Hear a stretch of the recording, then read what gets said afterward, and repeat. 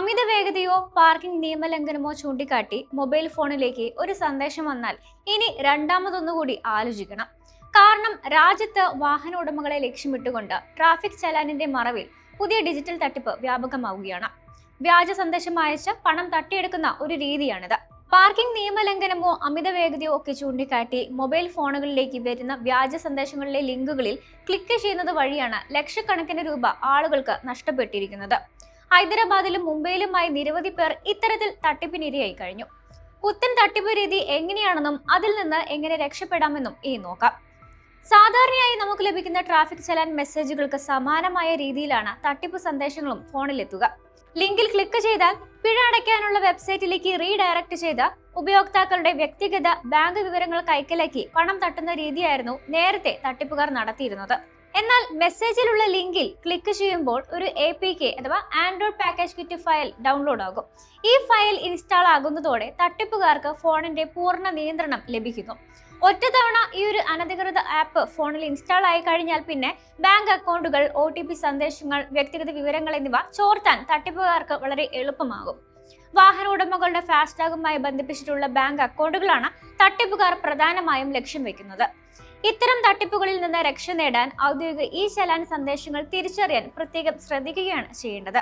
സർക്കാർ സ്ഥാപനങ്ങളിൽ നിന്ന് അയക്കുന്ന സന്ദേശങ്ങളിൽ വാഹനത്തിന്റെ നമ്പർ, ലംഘിച്ച നിയമം, കൃത്യമായ സ്ഥലം എന്നിവ വ്യക്തമായി രേഖപ്പെടുത്തിയിരിക്കും. എന്നാൽ വ്യാജ സന്ദേശങ്ങളിൽ ഇത്തരം വിവരങ്ങൾ അപൂർണമായിരിക്കും. പിഴ അടയ്ക്കാനുള്ള വെബ്സൈറ്റ് സൂക്ഷ്മമായി പരിശോധിച്ചാലും തട്ടിപ്പ് കണ്ടുപിടിക്കാവുന്നതാണ്. പരിവാഹൻ എന്ന കേന്ദ്ര റോഡ് ഗതാഗത ഹൈവേ മന്ത്രാലയത്തിന്റെ ഔദ്യോഗിക ഡിജിറ്റൽ പ്ലാറ്റ്ഫോമിലുള്ള അതേ രൂപത്തിലുള്ള വ്യാജ വെബ്സൈറ്റുകൾ ഉപയോഗിച്ചാണ് സംഘം തട്ടിപ്പ് നടത്തുന്നത്. സർക്കാർ വെബ്സൈറ്റുകളുടെ അഡ്രസ് .government.in എന്നായിരിക്കും അവസാനിക്കുക. എന്നാൽ വ്യാജ വെബ്സൈറ്റുകൾക്ക് ഇത്തരത്തിലുള്ള ഔദ്യോഗിക ഡൊമൈൻ നാമങ്ങൾ ലഭിക്കില്ല. അതുകൊണ്ട് ലിങ്കിൽ ക്ലിക്ക് ചെയ്യുന്നതിന് മുൻപ് വെബ്സൈറ്റിന്റെ URL പരിശോധിക്കണം. നേരിട്ട് പരിവാഹൻ വെബ്സൈറ്റോ ഔദ്യോഗിക ആപ്പുകളോ മാത്രം പിഴയുണ്ടോ എന്ന് പരിശോധിക്കാൻ ഉപയോഗിക്കേണ്ടതാണ്. ഫോണിലേക്ക് വരുന്ന സന്ദേശങ്ങളിലെ ലിങ്കുകൾ വഴി പണം അടയ്ക്കുന്ന ശീലം ഒഴിവാക്കുക. ഓൺലൈൻ പേയ്മെന്റുകൾ നടത്തുമ്പോൾ സുരക്ഷിതമായ പ്ലാറ്റ്ഫോമുകൾ മാത്രം ഉപയോഗിക്കുക. സാധാരണയായി ഇത്തരം തട്ടിപ്പുകാർ ഉപയോഗിക്കുന്നത് HTTPS അല്ലാത്ത സുരക്ഷിതമല്ലാത്ത വെബ് ലിങ്കുകളാണ്. ഈ ലിങ്കുകളിൽ ക്ലിക്ക് ചെയ്യുമ്പോൾ ഫോണിലെ സുരക്ഷാ ക്രമീകരണങ്ങൾ മറികടക്കാൻ തട്ടിപ്പുകാർക്ക് സാധിക്കും. ആൻഡ്രോയിഡ് ഫോണുകളും ഗാഡ്ജറ്റുകളും ഉപയോഗിക്കുന്നവരാണ് ഇത്തരം തട്ടിപ്പുകൾക്ക് കൂടുതൽ ഇരയാകുന്നത്. അനാവശ്യമായ ആപ്പുകൾ ഫോണിൽ ഇൻസ്റ്റാൾ ചെയ്യാൻ പെർമിഷൻ നൽകുന്ന മെസ്സേജുകൾ ജാഗ്രതയോടെ മാത്രം കൈകാര്യം ചെയ്യേണ്ടതാണ്.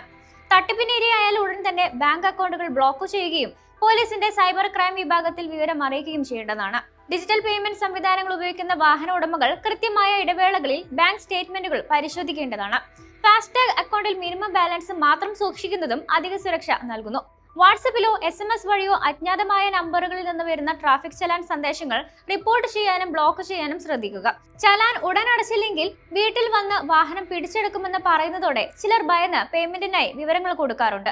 എന്നാൽ ട്രാഫിക് പിഴ അടയ്ക്കാൻ സർക്കാർ സാധാരണയായി ഇത്തരത്തിൽ തിടുക്കം കൂട്ടാറില്ല. വാഹന ഉടമകൾ നിയമലംഘനം നടത്തിയിട്ടുണ്ടെങ്കിൽ ഔദ്യോഗിക ചാനലുകൾ മാത്രം വഴി പരിശോധന നടത്തേണ്ടതാണ്.